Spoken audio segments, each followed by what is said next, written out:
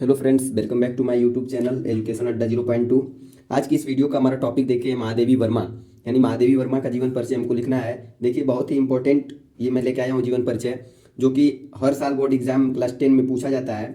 और देखिए आपको यूट्यूब पे बहुत सारे वीडियो मिलेंगे जीवन परिचय के, जो कि पूरी किताब से ही कॉपी करके लिखे होते हैं, तो उसको पढ़ने से अच्छा आप अपनी किताब से ही याद कर सकते हैं। लेकिन मैं देखिए आप लोगों को कुछ इस तरीके से लिखने का ढंग बताऊंगा कि ये वीडियो एंड तक देखते देखते आपको जीवन परिचय याद हो जाएगा।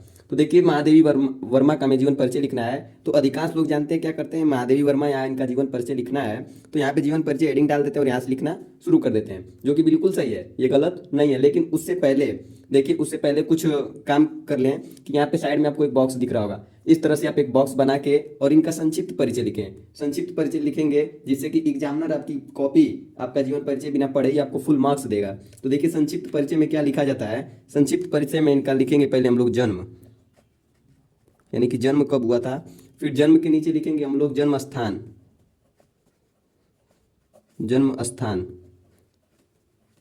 जन्म स्थान के नीचे लिखेंगे हम लोग पिता, जन्म स्थान के नीचे हम लोग लिखेंगे यानी इनके पिता का क्या नाम था। और उनके नीचे लिखेंगे माता, माता का क्या नाम था। और इनके नीचे लिखेंगे मृत्यु।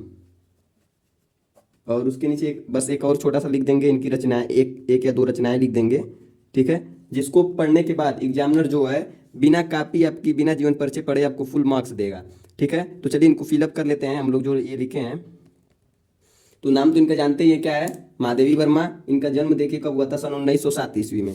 कब हुआ था, सन 1907 ईस्वी में। और देखिए इनका जन्म स्थान क्या था, फारुखाबाद, फारुखाबाद। और ये पता ही आपको कहाँ पे है, उत्तर प्रदेश में, ठीक है। और इनके पिता का नाम क्या था, श्री गोविंद सहाय, श्री गोविंद सहाय। और देखिए इनकी माता का क्या नाम था, श्रीमती हेमरानी, श्रीमती हेमरानी। इनकी मृत्यु देखिए कब हुई थी, सन 1987 में। और इनकी रचनाएं देखिए दो या एक या दो रचना आप लिख सकते हैं। जैसे देखिए इनकी प्रमुख रचना है एक नीरजा, और एक लिख सकते हैं निहार, ठीक है। तो देखिए इतना लिखने के बाद अगर आप इसको इस तरह से लिख देते हैं तो इससे ही आप अपना जीवन परिचय लिख सकते हैं, ठीक है। तो चलिए हम लोग जीवन परिचय शुरू करते हैं। जीवन परिचय देखिए यहाँ से लिखना हम लोग शुरू करेंगे। देखिए यहाँ लिखेंगे हम लोग महादेवी वर्मा का जन्म सन, अब देखिए जो इनका सन है उसको ब्लैक पेन से यहाँ पे लिखेंगे हम लोग, सन 1907 ईस्वी में, होली के दिन हुआ था, में होली के दिन, होली के दिन। और देखिए इसी से लिख रहे हैं, जन्म स्थान आप लिख देंगे होली के दिन फारुखाबाद, इसको आप ब्लैक पेन से लिखेंगे फारुखाबाद। और यहाँ कोष्टक में लिख देंगे फारुखाबाद कहाँ पे है, उत्तर प्रदेश, उत्तर प्रदेश में हुआ था। अभी देखिए मैं केवल इसी से लिख रहा हूँ, जैसा कि मैं आपको ये संक्षिप्त परिचय बताया हूँ इसी से लिख रहा हूँ, तो इसी तरह आपको भी लिखना है। अब देखिए फिर इसके बाद लिखेंगे हम लोग इनके पिता का नाम, इनके पिता का नाम। अब इनके पिता का नाम ब्लैक पेन से लिखिएगा। इनके पिता का नाम क्या था, श्री गोविंद सहाय, श्री गोविंद सहाय, ठीक। इनके पिता का नाम श्री गोविंद सहाय था। फिर यहाँ लिखेंगे जबकि माता का नाम, इनकी माता का नाम क्या था, देखिए माता का नाम अभी इसमें मैं लिखा हूँ श्रीमती हेमरानी, इसको ब्लैक पेन से लिखिएगा श्रीमती हेमरानी, ठीक है, हेमरानी था। अब देखिए इतना लिखने के बाद, अभी तो इतना तो केवल हम इसी में से लिख सकते हैं। अब इसके बाद बस एक या दो लाइन आपको याद करने होंगे। जैसे देखिए इनका जो विवाह था 9 वर्ष के अल्पायु में कर दिया गया था, ठीक है, यानी कि अभी छोटी थी, 9 वर्ष की थी तभी इनका विवाह हो गया, तो इसको हम लिख सकते हैं इनका विवाह इनका विवाह 9 वर्ष की अल्पायु में ही कर दिया गया था।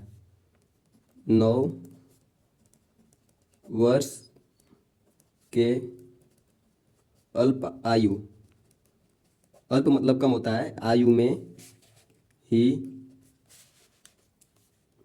कर दिया गया था।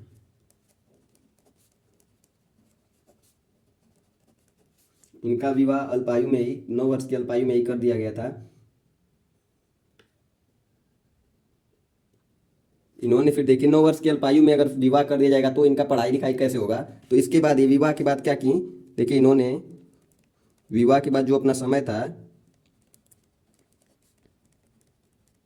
अध्ययन में व्यतीत करने लगी।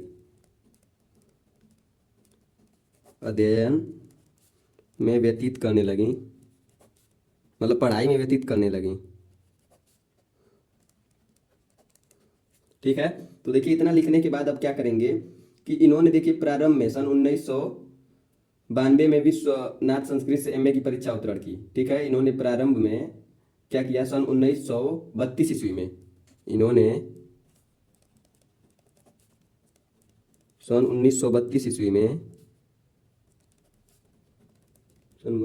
ईस्वी में प्रथा नाम का कोई विश्वविद्यालय था, उसी से संस्कृत में एमए की परीक्षा उत्तीर्ण की।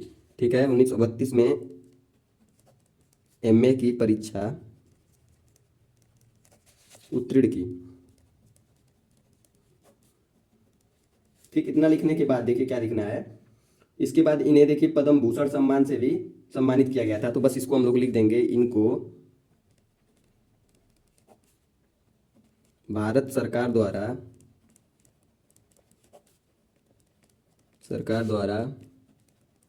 पद्म भूषण, देखिए भारत का ये सम्मानजनक ये पुरस्कार है, पद्म भूषण द्वारा पुरस्कारित किया गया।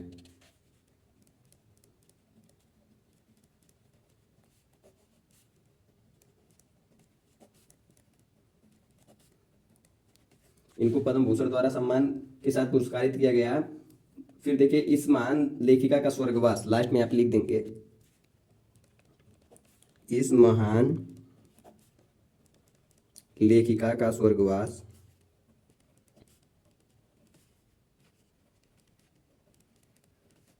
इसको आप ब्लैक पेन से लिखेंगे, स्वर्गवास सन 1987 में हो गया।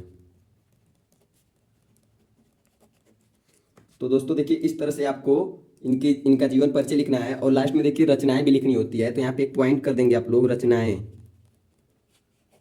और इनकी जो प्रसिद्ध रचनाएं हैं उनको यहाँ पे आप लोग लिख सकते हैं। जैसे देखिए इनकी प्रसिद्ध रचना क्या है, ऊपर अभी मैं बताया हूँ। फर्स्ट पे लिख सकते हैं नीरजा, सेकंड पे लिख सकते हैं निहार। ठीक है, तो इस तरह से आप दो ही बहुत है, केवल एक प्रमुख रचना का नाम पूछता है। तो आशा करता हूँ दोस्तों ये जीवन परिचय बहुत ही आसान लगा होगा और आसानी से याद हो गया होगा। तो अगर ये जीवन परिचय आपको अच्छा और आसान लगा होगा तो इसको अपने दोस्तों तक भी शेयर करिएगा। ओके, थैंक्स दोस्तों।